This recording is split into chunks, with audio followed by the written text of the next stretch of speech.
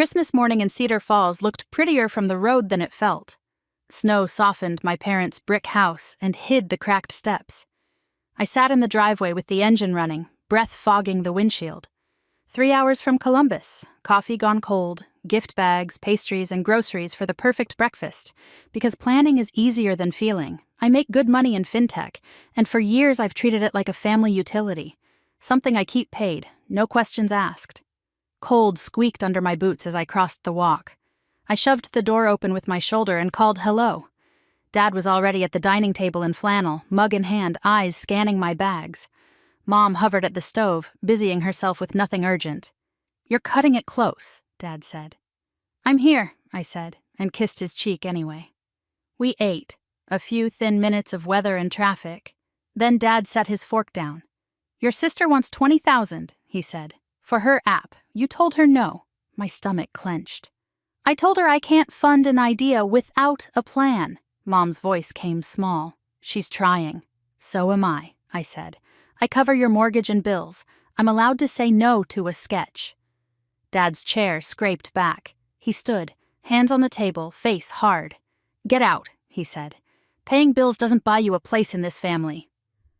My pulse steadied in a strange, cold way. "All right," I said. "Then pay your own bills." I walked out into the clean bite of winter, slid into my car, and blocked their numbers before I could bargain with myself. I didn't sleep. At 8:12 in Columbus, an unknown number rang. "Detective Lena Hart, Economic Crimes. Are you Elena Pierce?" She said my father had filed a report. I'd cut off support and was exploiting my parents. The accusation felt unreal, but it still stung. "I'm not accusing you," she said. "I need your side. Can you come in today?" I pulled years of transfers and bill payments, printed summaries, copied statements to a drive, and drove downtown on autopilot. Hart read through my folder in a small interview room, eyes moving line by line. "When did you start thinking something was off?" she asked. "A year ago," I said. I saw an email flash on his phone.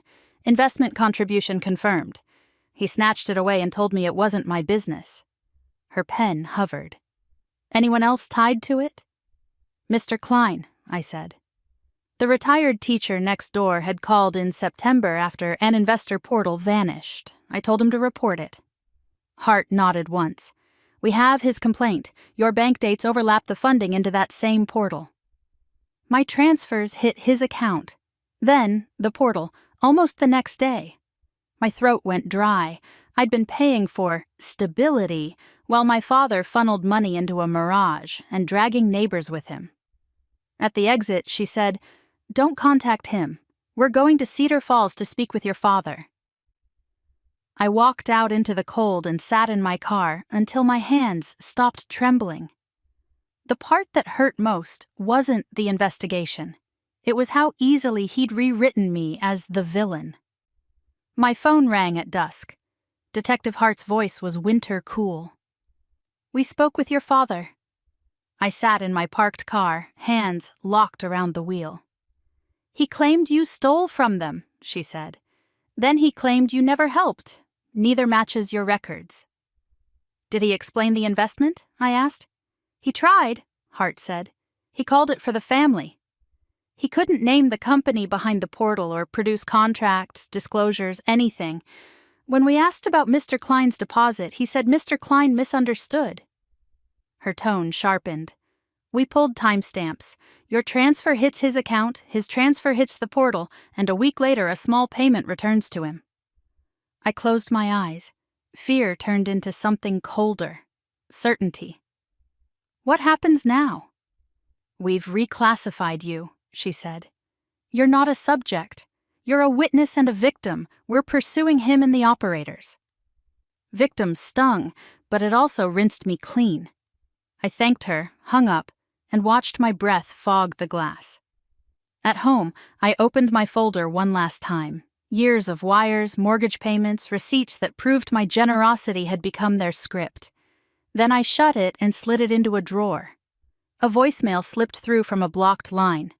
Mom, pleading. I didn't replay it. I deleted it, made tea, and let the apartment be quiet. Tomorrow, I booked a therapist. On Christmas morning, I drove away thinking I'd lost my family. That night, I understood I'd only quit my job in it. The house in Cedar Falls could keep its wreath and its blinking lights. I kept my money, my pulse, my life.